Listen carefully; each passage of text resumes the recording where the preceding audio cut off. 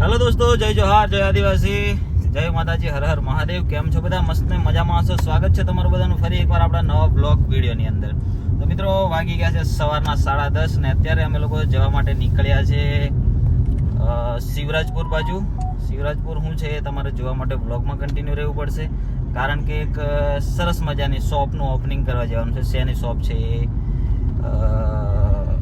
આગળ જોવા મળશે બ્લોગમાં, પણ અમને તમને ટાઇટલ ને થંબનેલ જોઈને તો ખ્યાલ આવી જ ગયો હશે. તો કહી દઈએ કે અમારા ચકોરભાઈ હાલોલ ગીતકાર અને નિલેશભાઈ જંડ શ્રીરામ મ્યુઝિક નવી એક મોબાઈલની શોપ ઓપનિંગ કરી છે. તો એના ઓપનિંગમાં જઈ રહ્યા છે અમે અત્યારે. અને અત્યારે પહોંચ્યા છે આપણે ભાનપુરા, અને રસ્તો એક ખરાબ હતો, તમને બતાવતો હું પણ જતો રહ્યો. અને આજે અમારે જોડે છે મનીષ મામા અને આ બાજુ મીનાબેન, અને આ બાજુ પેંડા લઈ લીધા છે બહુ બધા, કારણ કે ત્યાં બધા આવશે એમના માટે મંગાવ્યા છે. તો લઈ જઈએ છીએ હવે. અને તમે લોકો બ્લોગમાં છેલ્લે સુધી રહેજો. અને આજે છે ને અમે લોકો આઈફોનમાં બ્લોગ શૂટ કરી રહ્યા છે. લો, આજે ગિફ્ટમાં આપણી જોડે આઈફોન આવી ગયો છે. બતાવો કેવો પાછો. આવો, આ મોટા 3 કેમેરા વાળો. અને 17 આવવાનો છે, વિચારીએ છીએ આપણે લેવાનું. લઈ લઈશું, તમે બધા સપોર્ટ કરો તો. શું કેવું? વહેલી તકે હા, વહેલી તકે આવી રહ્યો છે 17. ચાલો, કમિંગ સૂન. કમેન્ટ કરી દેજો લેવાય કે ના લેવાય. હવે કન્ટિન્યુ રહો આગળ બ્લોગમાં.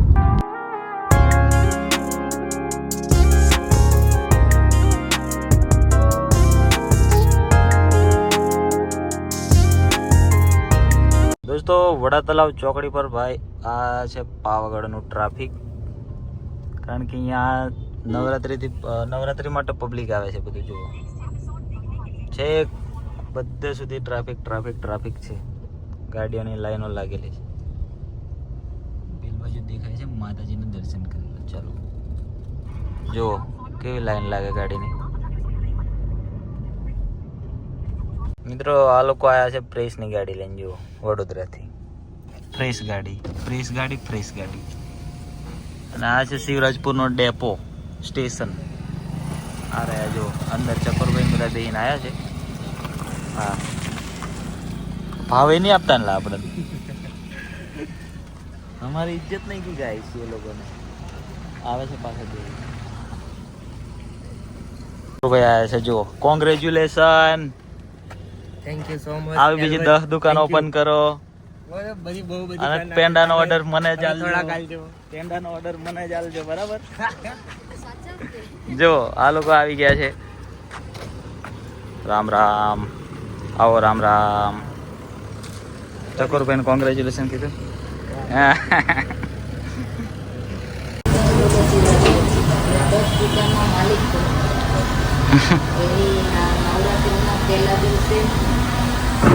માતાજીને પ્રાર્થના અને હનુમાન દાદા તો કાયમ છે તમારી જોડે.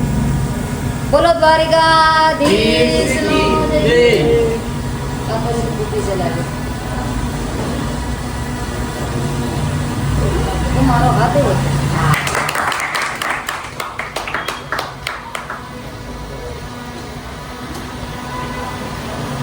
ઓ મહેશ, મહેશ.